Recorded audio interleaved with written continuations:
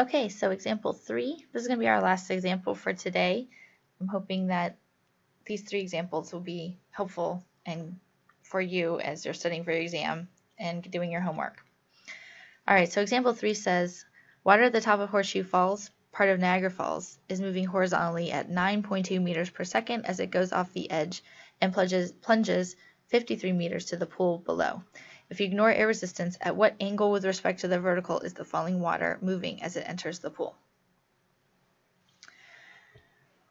Okay, so first thing we need to do is gather information. So we have, they're talking about first about the velocity here, where it's moving horizontally at 9.2 meters per second. So we know that V naught is equal to 9.2 meters per second, and this is all in the x direction. And then we also know it plunges to a pool below, which is 53 meters below. So we know that there's a change in y. I'm going to write absolute value signs of 53 meters. And we can decide where we want to have our origin in the next section. And then the question that they're asking is, what is the angle? So this is kind of an interesting question with respect to the vertical of the falling water. Okay. So this is a little bit strange because what they want to know is, I mean, if we assume that the water is coming off this way and then it falls down into the pool, they want to know what the angle is here, this angle, theta, of the falling water. And so at the very end, if we zoom in right here, here's the vertical, it's going to be falling in, and they want to know what this angle is here, just right at the very end. And so the question is, how do we figure what that is? How do we figure that out? What are we looking for? So really what we need to understand is the velocity, v final. That'll give us the angle if we know the amount of vy and the amount of vx. All right, so let's move on to the next part, which is organizing our approach. So we basically, the question is that we need to know what is Vx final and Vy final. And then we can use these to find the angle of V final. That's what this question is asking for. All right, and again, we know that V initial is equal to Vx initial, comma Vy initial. So what is Vx initial? Well, it says that all the water is moving horizontal, so I'm going to make that be my x-axis. So we know that this is 9.2 meters per second. And since none of it's moving vertical, then we know that the y direction is 0 to start out. So Vy initial is actually 0. Okay, we also know that delta y, I decided to make, like I have been, I'm going to make the origin at the bottom. So this is y equals 0, and this is going to be y equals 53 meters. So delta y is equal to y final minus y initial is equal to 0 minus 53 is equal to negative 53 meters. That's how we've been doing all of the problems. You don't have to do it that way, but you do have to keep track of what you're doing. And we also have another thing, which is the acceleration due to gravity is minus 9.8 meters per second squared. Okay, so we want this VF.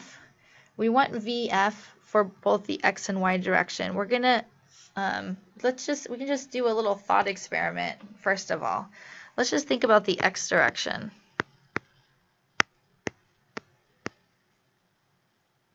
So the initial velocity in the x direction is this 9.2 meters per second. We should think, is there any acceleration which would change our velocity in the x direction? No. All of the acceleration is in the y direction when you're falling under gravity. There's no brakes being applied in the x direction, like for a car.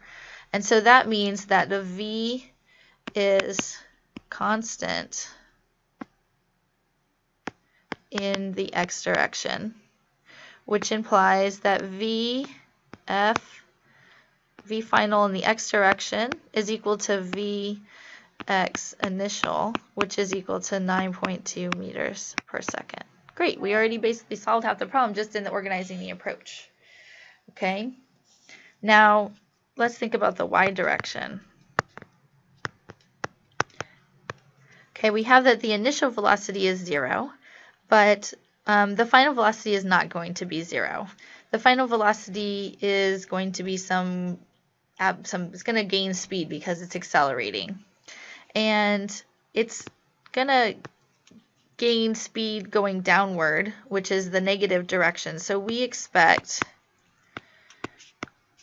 v final in the y direction to be some number less than 0, so a negative number.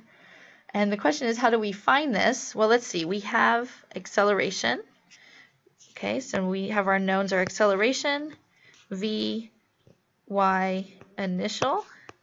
And do we have time? No, we don't have a time, but we do have a delta y. And we want vy final. So we need an equation that combines all of these. If we look at our kinematics equations, you can see that the last equation of v y f quantity squared is equal to v y I quantity squared plus 2a delta y is an equation that combines all the things that we have. It's the equation that doesn't include time. So this is the equation that we're going to use. So now our approach is organized. Let's use this in order to solve for the final velocity in y. And once we find the final velocity in y, we're going to use both the final velocity in x and y to find vf and the angle for vf with respect to the vertical. Okay. So again, I'm just going to write out what we have already. Vx final is equal to 9.2 meters per second. Vy final is equal to vy initial plus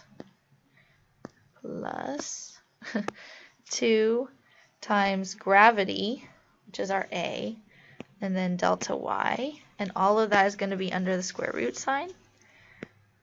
Plug all this in. We get vy initial is 0. And then we have 2 times minus 9.8 meters per second squared times minus 53 meters. Remember, it's negative because it's going down, and we put our origin at the bottom. We can square root all of that. When we do this, we get vy final is equal to plus or minus 32.2 meters per second. Now, we have to think about this. Is it plus or minus? What does this mean?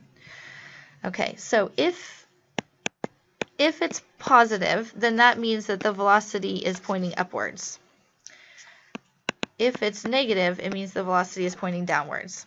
And I think it's pretty clear that this thing is falling, so the velocity should be downwards. So we're going to choose that vy final is equal to negative 32.2 meters per second. If you don't think about the physics of the situation, you won't get this sign correct, and then you'll end up getting a wrong answer for vy final. Again, the speed you'll get correctly, but you won't get the actual velocity correctly. Okay, so our last step is to try to figure out the angle with respect to y. And so this final little bit, the droplet is moving here with some v final it's moving v final in the x direction and v final in the y direction.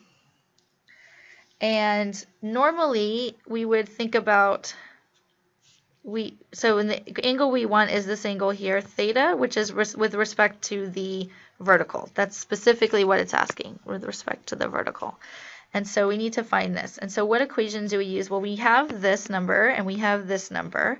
So we're going to use this is what I use. Some old hippie tripping on acid caught another hippie. Okay, so we have an opposite, which is this, and we have an adjacent, which is that. So we're going to use the tangent. So the tangent of theta, in this case, is opposite, which is Vx final, divided by adjacent, which is Vy final. Tangent of theta is equal to Vx final is this 9.2 meters per second. Vy final is minus 32.2 meters per second. And we'll do an inverse tangent. So you want to divide this first and then hit the inverse tangent button so that you get theta. So the angle I'm getting is minus 15.9 degrees. And that is the question that it was asking. It's a little bit odd to do the angle from the vertical. So it may be that if you were to type this into a question, it might want it as a positive or a negative number. But technically, if you're putting in the correct numbers here, you should be getting a negative number. And that is the end of example 3, but we need to do our learning from our work. And so some of the important parts here are again, velocity is a vector. So we can break into x and y components. Velocity in the x direction when free falling is constant. That was another big thing on this. You didn't have to do any work to find Vx because Vx was a constant. So you knew what it was at the beginning and you know what it is at the end. And we were able to use a kinematic equation to find Vf in the y direction. And from there, we were able to use this fact that x and y components of the velocity, again, add back up and into the total velocity. And so with that's the end of example 3. I hope these examples were helpful for you today. They were a little bit different, and I think from some of the homework problems, some were similar, some were different. Again, the ability to classify these problems so that when you see a new one, you can think about what one that you've seen before is important. And this is part of the reason why we're giving you so many homework questions, because we don't want you to get to the exam and have never seen a question like one of the ones on the exam before. So I hope that you enjoyed that today and that you enjoyed class.